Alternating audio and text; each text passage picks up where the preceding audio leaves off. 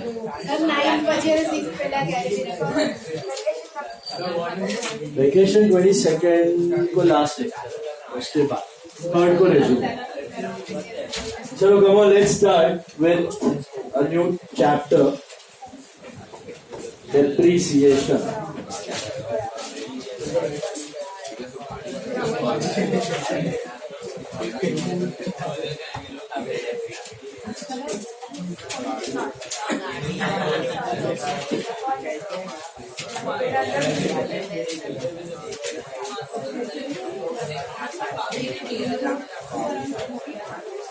Come on.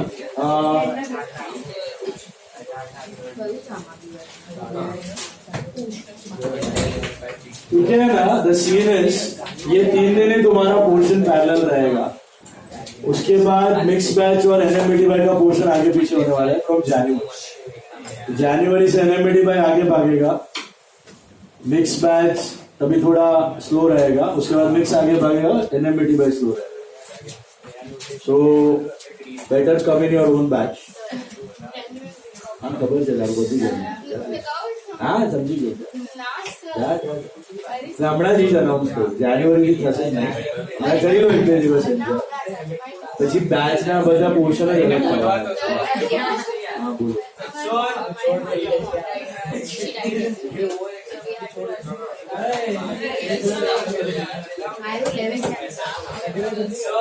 बोलो exam है नहीं, मुझे कहा आया ही नहीं है तो फिर मैं 2-3 दिन पहले बोलूंगा चलेगा. मनोज सर को बात, उनके पास डेटा रिकॉर्ड सब है और अपना रिप्लेसमेंट रेडी रखना, रिफंड मिलने वाला नहीं. रिप्लेसमेंट बाहर से भी चलेगा ना? नहीं, क्लास का चाहिए. ओके, तो रिप्लेसमेंट रेडी रखना और मनोज सर से बात करो. चलो कल टेस्ट है, खुद का स्लॉट में लिखना है. Okay, 8 to 9:59, 9:30 to 10:45. इंपॉर्टेंट समझो दिया है, अगर इज्जत से करोगे तो पूरा काम हो जाएगा. इंपॉर्टेंट समझो, स्टार मार्क समझ दिया है मैंने, उसको लिख के करो, एरोस बनाओ. Definitely you will be able to score full 30 और 30 भी आ सकता है. Okay, 3 problems are there. 3 problems है, 6 to 7 transactions. All varieties I have tried to cover. Did you see that BRS sum of foundation paper? आया?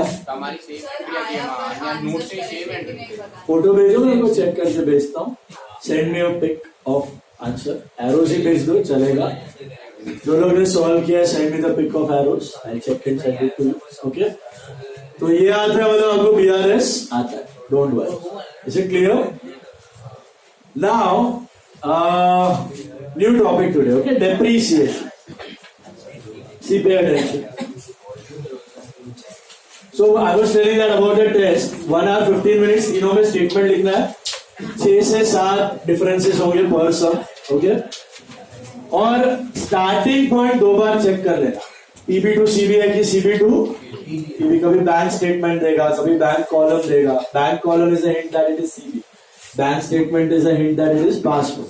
Normal है कि OD, उसका ध्यान रखना, क्योंकि आपने अगर ओपनिंग बैलेंस ही गलत किया तो पूरा सम ऑटोमेटिकली गलत हो जाएगा.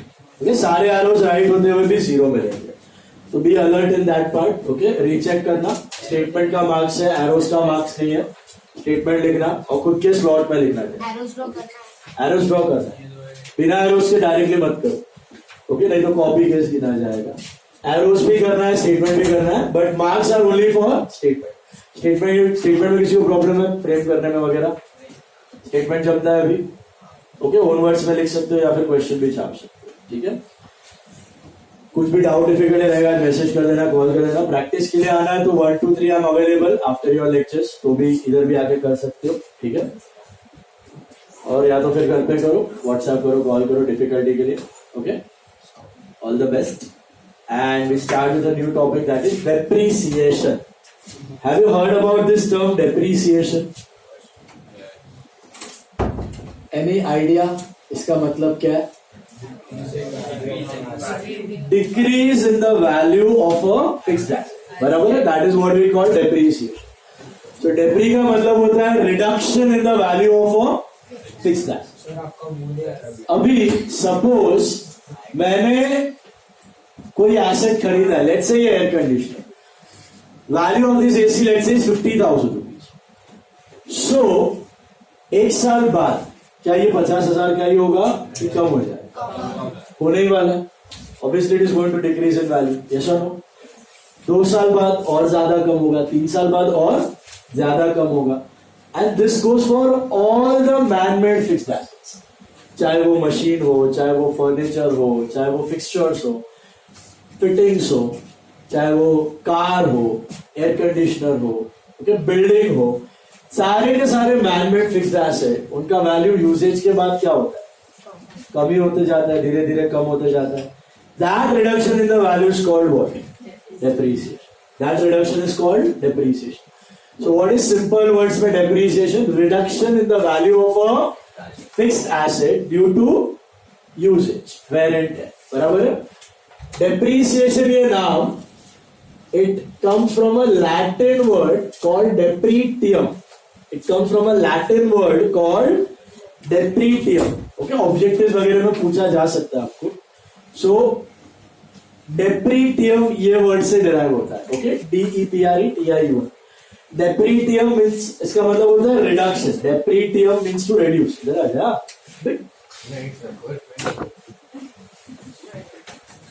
तो लेट आने का, ऊपर से सब घूम रहा है गार्डन में.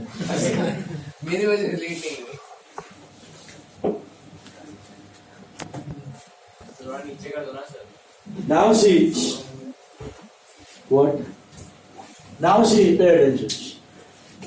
Comes from a Latin word called depretium. What is depretium?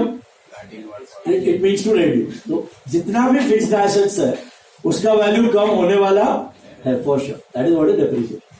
अब मुझे एक बात बताओ, अब ये एसी है 50,000 का. ओके, लेटर से इसकी लाइफ है 5 साल, तो अप्रोक्सीमेटली हर साल ये 10,000 से कम होगा. 10, 5वें साल में 0 हो जाएगा. तो ये मैं रिडक्शन दिखाऊं ही ना, इसकी एंट्री पास ना करूं बुक्स में, तो चलेगा? क्योंकि ये कहीं दिख तो नहीं रहा है. Am I paying it to anyone? It's not a cash expense, it's a non cash expense. मैं पे तो नहीं कर रहा हूं. ऐसे मैं बोलता हूं कि भाई 10,000 से कम हुआ, ये ले 10,000. मेरा एसी 10,000 से कम हुआ, ये ले 10,000. Am I paying it to anyone? No, I paid 50,000 initially, that's it. Now the value is decreasing. What if I don't show this decrease in the books only? What if I don't show any entry of depreciation in my books? Is that fine? Why? Why it is not correct? Sale के time पे लग रहा होगा.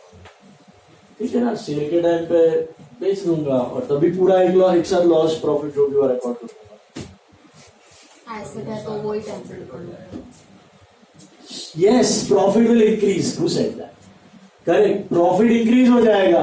तो business में आप जो subject पढ़ रहे हो ना, बुक कीपिंग एंड अकाउंटेंसी, उसका गोल क्या है? What is the goal, ultimate reason क्या है ये सब्जेक्ट पढ़ने? What does book keeping and accountancy do? It shows true and fair value of the business.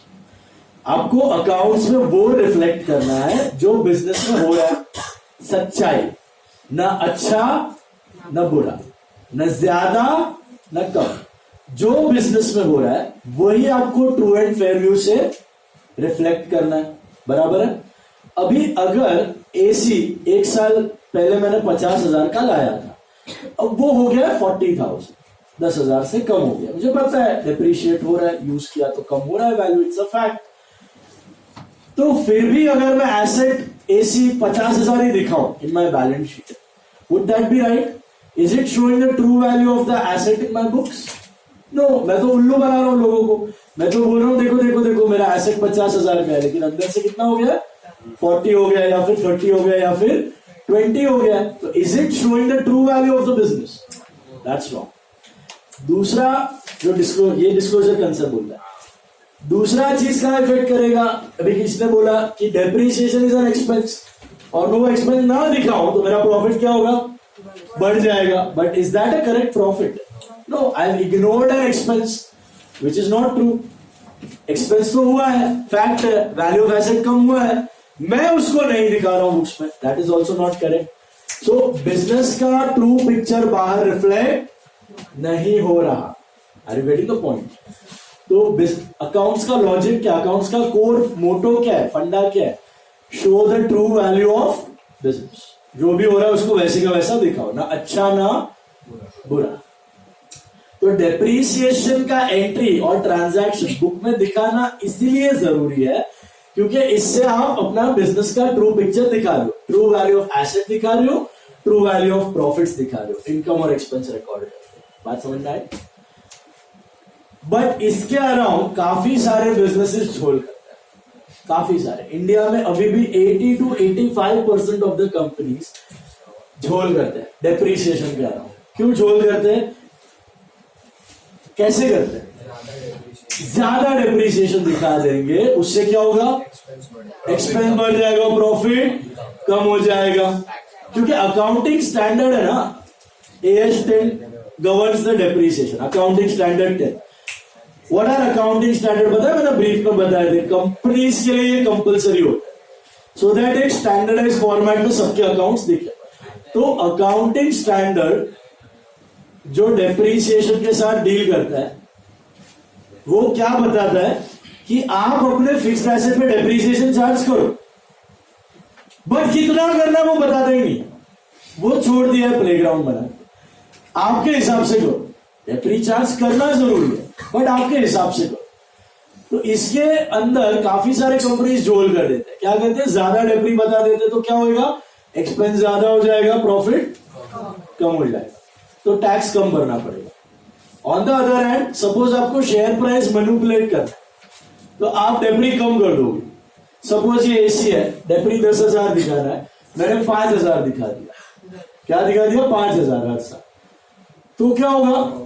Profit बढ़ जाएगा और लोगों को लगेगा वहां अच्छी कंपनी है, प्रॉफिट अच्छा, तो शेयर प्राइस बढ़ जाएगा और जो चोर मैनेजमेंट होता है वो बेच बाच के निकल जाएगा हायर प्राइस पे।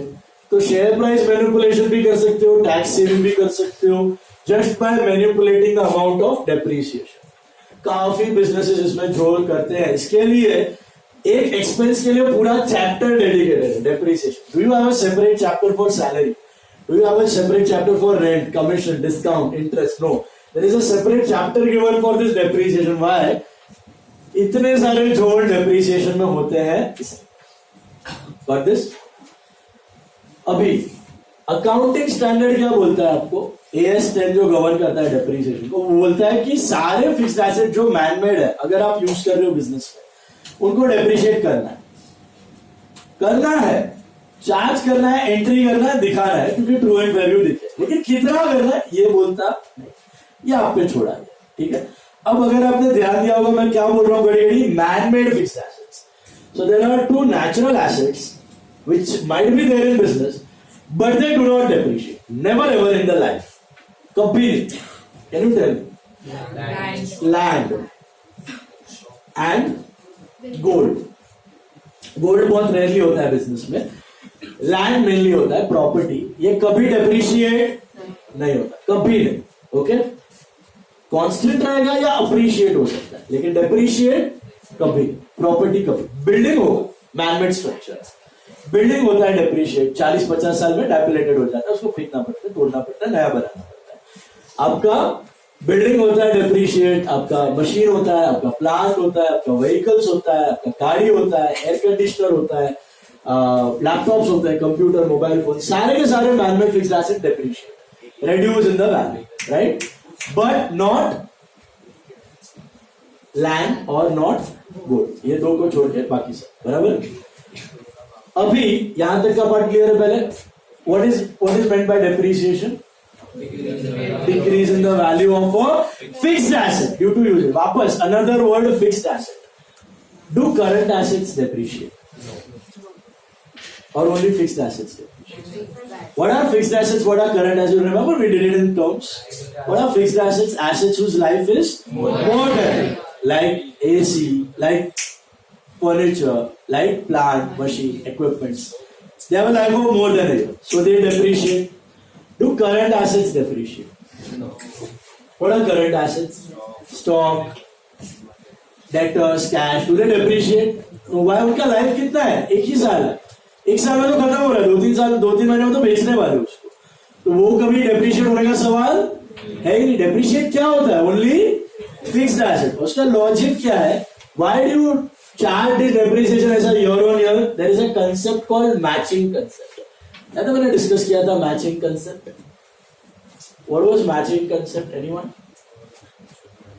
Matching concept expense of in the end of the year is matched the revenue of the exactly year, find the total income. exactly whenever you want to find out profit or loss, you match your incomes with your expenses. मतलब आप एक साल का income ले रहे हो तो एक साल का एक्सपेंस, 6 महीने का इनकम ले रहे हो तो 6 महीने का एक्सपेंस। कि ऐसा चलेगा कि एक साल का इनकम 2 साल का एक्सपेंस? Is that fine? कि एक साल का एक्सपेंस 2 साल का इनकम चलेगा? नहीं। जब भी आप प्रॉफिट लॉस कैलकुलेट करते हो, you take 1 year's income and 1 year's expense. तो what is the logic behind charging डेप्री? एसी लाया है, एयर कंडीशनर लाया है, एयर कंडीशनर 50,000 का है जो 5 साल तक चलेगा। तो अगर ये एसी 5 साल तक चलेगा तो कहना है सिर्फ 5 साल तक ये मुझे इनकम कमाने में मदद करेगा। स्टूडेंट्स आएंगे, इनडायरेक्टली कर रहे हैं लेकिन मदद तो कर रहा है। 5 साल तक मुझे इनकम मिलेगी, तो खर्चा भी 5 साल के ऊपर दिखाना चाहिए कि एक साल में 50,000 एक्सपेंस में दिखा। Is that right? That will violate matching concept, क्योंकि ये मुझे एक साल की काम में नहीं आने वाला। कितने साल काम में? 5 साल। तो इसका खर्चा, इसका जो ये मेरे को बेनिफिट अगर 5 साल के लिए दे रहा है, इनकम अगर 5 साल के लिए दे रहा है, तो इसका खर्चा भी कितने साल के ऊपर दिखाऊं? 5 साल के ऊपर। कॉमन सेंस, बराबर? तो that is due to matching concept. That's why आप क्या करोगे? पहले साल ऐसे दिखाओगे 50, फिर पहला साल यूज करोगे, डेप्रिसिएशन होगा 10, वो जाएगा एक्सपेंस और एसेट हो जाएगा 40। सेकेंड ईयर 40 माइनस 10 30 और एक्सपेंस हो जाएगा 10। 30 से हो जाएगा 20, 20 से हो जाएगा 10, 10 से हो जाएगा 0 और हर साल एक्सपेंस में कितना दिखता जाएगा? 10 10 10 10 10। तो ये एसी एक साथ पूरा एक्सपेंस में दिखाने का नहीं, थोड़ा थोड़ा थोड़ा करके हर साल। क्यों ऐसा? क्योंकि बेनिफिट कितने साल तक आएंगे? 5 साल। तो खर्चा भी कितने साल के ऊपर? 5 साल के ऊपर। बात समझ में आई? Matching concept. मुझे एक बात बताओ कि इसका एंट्री क्या होता है? ये जो चार्ज करना है डेप्रिसिएशन, इसका जर्नल एंट्री क्या होता है? एक दो बार किया भी हमने। It is depreciation account debit to asset account. इसमें वही कर रहे हो आप। क्यों डेप्रिसिएशन डेबिट किया? एक्सपेंस बढ़ा तो डेबिट और एसेट घटा तो क्रेडिट। पहले साल 10,000, दूसरे साल 10,000, 10 10 10, एक्सपेंस बढ़ा एसेट घटा, एक्सपेंस बढ़ा एसेट घटा, एक्सपेंस बढ़ा एसेट घटा, एक्सपेंस बढ़ा तो डेबिट, एसेट घटा तो क्रेडिट। पहले साल 50 का हो गया 40, फिर 40 का हो गया 30, 30 का हो गया 20, 20 का हो गया 10, 10 का हो गया 0 और हर साल एक्सपेंस में कितना दिखेगा? 10 10 10 10 10, because the asset is having a life of 5 years. That's why only fixed assets depreciate. Current assets never, because current asset की तो लाइफ एक साल। स्टॉक की लाइफ कितनी है? 1 साल ही है ना। स्टॉक आप 2-3 महीने में बेच दोगे, तो उसको रखोगे 10 साल तक। Am I supposed to depreciate that? समझ में आ रही है यहाँ तक? बताओ मेरे को, what do you mean by depreciation? Reduction in the value of a fixed asset. क्यों चार्ज करना जरूरी है? क्यों इसकी एंट्री दिखाना जरूरी है? नहीं दिखावे तो नहीं चलेगा।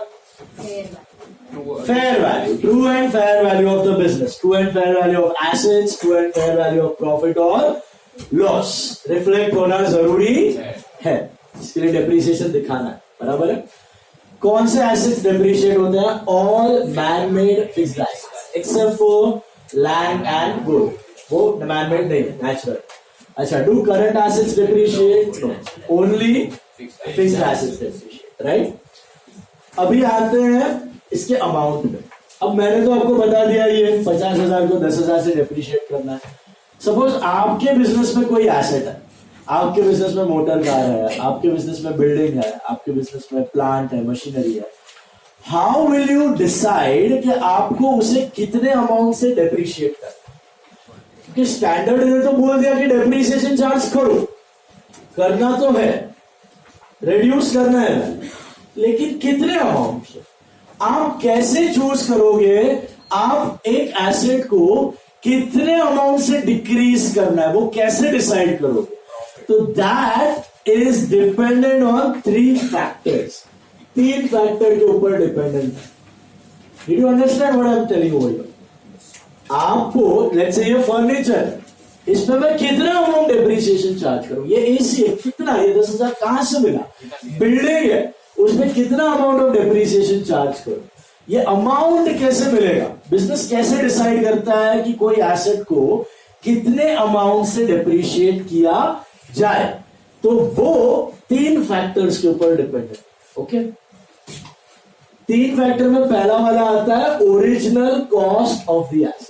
आपको क्या पता होना चाहिए? उस एसेट का कॉस्ट पता होना चाहिए. जैसे कि अवर एग्जांपल एसी का कॉस्ट था 50,000. अब ये original cost is not just the purchase price of the asset, it is the historical cost. इसको क्या बोलते हैं? Historical cost. हिस्टोरिकल कॉस्ट का मतलब ये यूनिट जो है एसी का इंडोर आउटडोर यूनिट 40,000 का है. फिर इस पे इतना ट्यूबिंग लग गया, पाइपिंग लग गया, इंस्टॉलेशन लग गया, बॉक्स लग गया, स्विच लग गया, सब मिला के वो वर्कर का खर्चा 10,000 हो गया. कितना हो गया? 10,000. तो एसी का वैल्यू 40 नहीं गिनाया जाएगा. कितना गिनाया जाएगा? 50. कॉस्ट कंसेप्ट याद है? Historical cost.